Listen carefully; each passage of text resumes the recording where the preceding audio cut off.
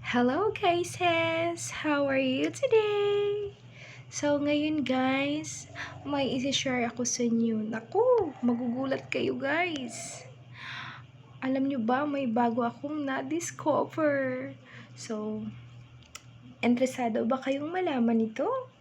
Okay, so, ang gagawin lang natin guys, or ang gagawin natin ngayon, ay kung paano gagawin ang ating cellphone na magiging mukhang bago ulit. So, again, ang gagawin lang natin ay paano ba magmukhang bago ulit ang iyong cellphone. So, ang gagawin lang natin guys ay ating i-reset ang ating cellphone. So, paano natin i-reset ito? Saan tayo pupunta? No?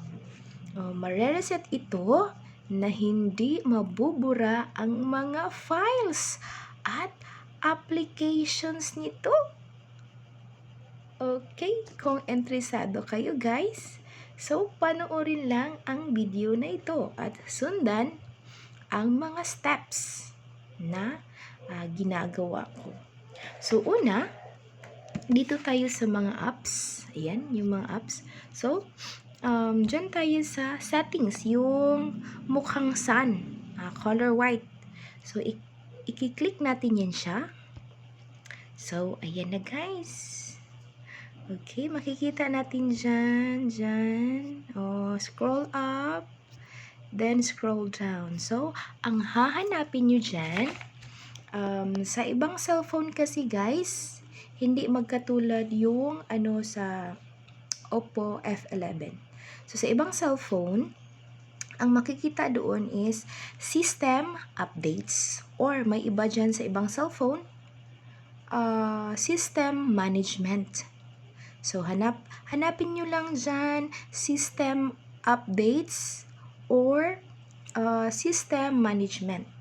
Pero kapag Oppo F11 naman ang iyong cellphone, ay ang hanapin nyo dyan ay dito tayo sa additional settings. So, ito yun guys, yung may dot, dalawang dot. So, yan siya, additional settings. I-click natin. And then, after dyan, scroll lang tayo pababa. So, i-click natin yung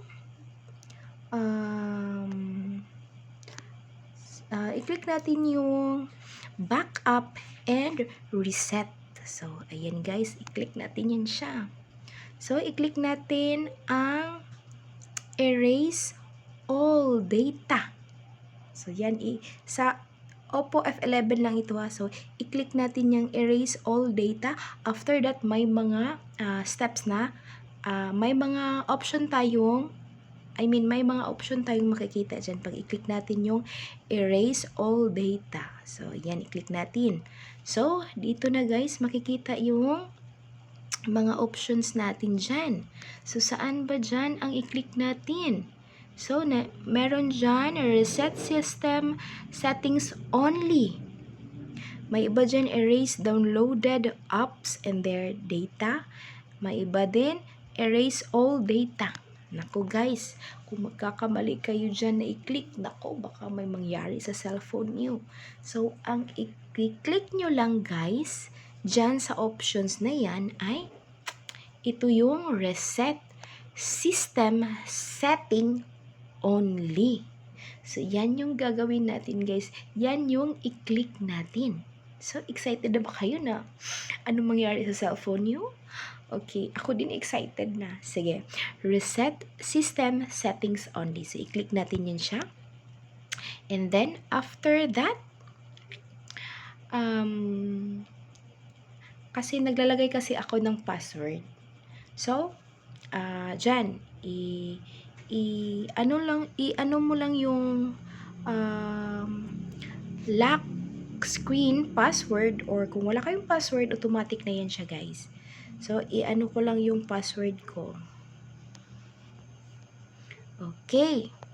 So, dyan, may makikita kayong reset system settings only. So, i-click nyo lang yung reset settings only. So, i-click nyo lang yung reset system settings only. Click natin. Okay. Are you sure you want to continue? This will reset system settings only. Reset system settings only. I-click natin again. So, look at guys. What happened? So, bumalik siya sa dati na settings. So, yun guys. Nag-iba yung kulay. So, yan lang po guys. Tingnan natin dito. So, yan na po. Ganun lang po kadali ang mag-reset ng settings. Mag-reset ng cellphone. So, maraming salamat sa panonood guys.